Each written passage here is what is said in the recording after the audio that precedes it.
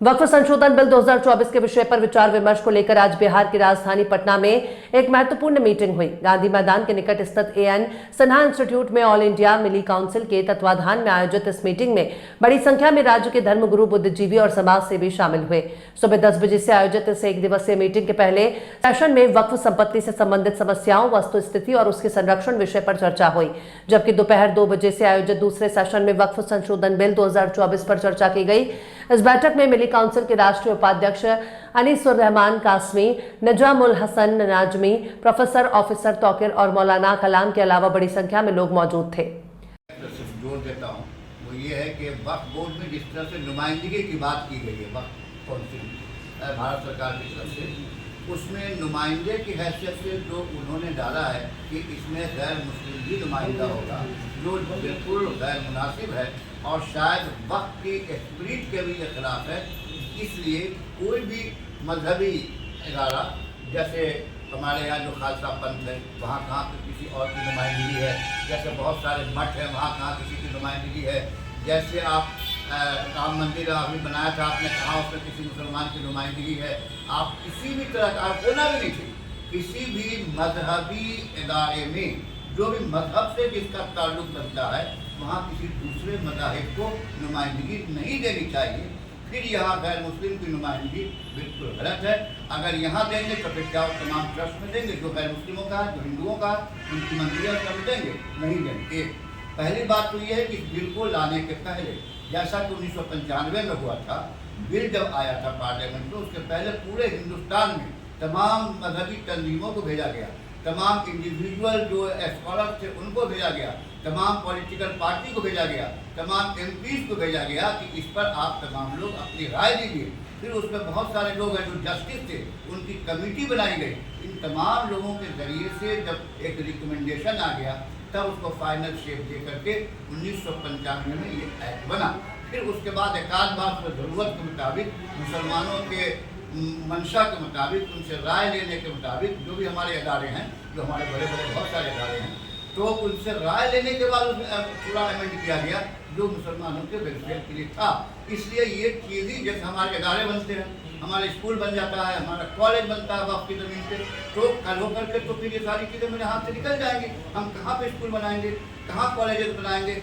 अभी हाल के दिनों में बिहार सरकार ने जो डिसीजन लिया है कि रहायशी स्कूल, हम माइनॉरिटीज़ के लिए रहायशी स्कूल बनाएंगे, जो बन रहा है वो वक्फ की ज़मीन पर ही बन रहा है, इसलिए कि वो माइनॉरिटी के बच्चों के लिए है, तो वक्फ की ज़मीन का इस्तेमाल हुआ।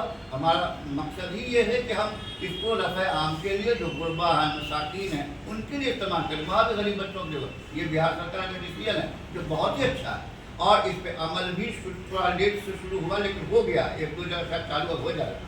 तो इस तरह से हम लोगों को, जो मिल्लत इस्लामिया के मानने वाले लोग हैं, उनमें किसी को भी ये जो अमेंडमेंट आया है किसी भी कीमत पर पसंद नहीं है, या हम लोग इसको मानने के लिए तैयार नहीं हैं। हम उम्मीद करते हैं कि जेपीसी इस पर पूरा गौर और खोज करेगी और तमाम इंटेलेक्चुअल से, तमाम वकला से, प्रोफेसर से और भी जो हमारे मिली तंजीम है, उलमा कराम से, तमाम से मशवरे ले करके कि कोई ज्वाइंट पार्लियामेंट्री कमेटी अपनी रिपोर्ट सबमिट करें और फिर उस पर जो हमारे जजेस अदा, जैसे काजू वगैरह, इन लोगों की राय लेनी चाहिए, ताकि सही मशवरा, जैसे काजू ने भी कहा कि वक्फ की ज़मीन का इस्तेमाल दूसरी जगह नहीं हो सकता, अभी कुछ दिन पहले उनका स्टेटमेंट था।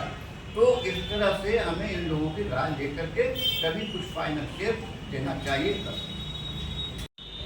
वक्फी की ज़मीन पर मस्जिदें, मदरसे, खानकाहें या दूसरी मजहबी चीज़ें बनती हैं और वक्फ जो है मुख्तलिफ़ कमज़ोरों, बेसहारा लोगों की मदद के लिए भी कायम होता है, चाहे वो यतीम बच्चे हों, बेसहारा औरतें हों, बेवा औरतें हों, उनके बच्चे हों, या तलाक याफ्ता औरतें हों, कोई भी बेसहारा हो, मर्द हो या औरत हो। अभी भारत सरकार ने 8 अगस्त को एक नया वक्फ बिल पेश किया है, जिसमें वक्फ की तारीख भी बदल दी है और इस पर भी पाबंदी लगा दी है कि कोई मुसलमान बालिग होने पर फ़ौरन जो है वक्फ नहीं कर सकता है, वो 5 साल की कैद लगा दी है।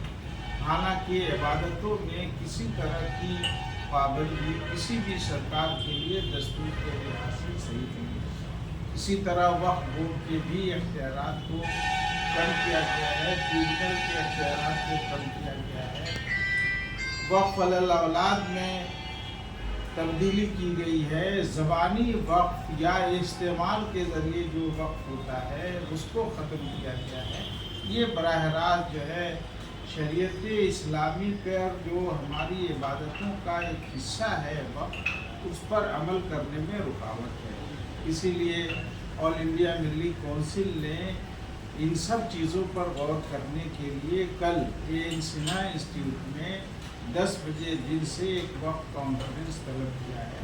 हम चाहते हैं कि इसमें आप सब लोग आएँ और इस पर एक बड़े वसी पैमाने पर चर्चा हो, बात हो, और ताकि ये बात सामने आ सके कि हम अपने औकाफ की हिफाजत कैसे कर सकते हैं, उसका इस्तेमाल सही कर सकते हैं और उसको मुफीद कैसे बना सकते हैं। जो लोग वक्फ की ज़मीनों पर, जायदादों पर काबिज़ हैं, उनके कब्ज़े को छुड़ाकर उसका सही इस्तेमाल कैसे किया जा सकता है।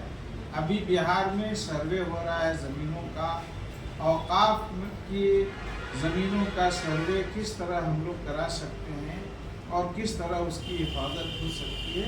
इन सारे पहलुओं पर कल ए.एन. सिन्हा इंस्टीट्यूट में एक वक्फ कॉन्फ्रेंस होगी। हम उम्मीद करते हैं कि पूरे बिहार से मुख्तलिफ अदला के नुमाइंदे शरीक होंगे, इमाम शरीक होंगे, मस्जिद के मुतवल्ली और वक्फ के मुतवल्ली शरीक होंगे।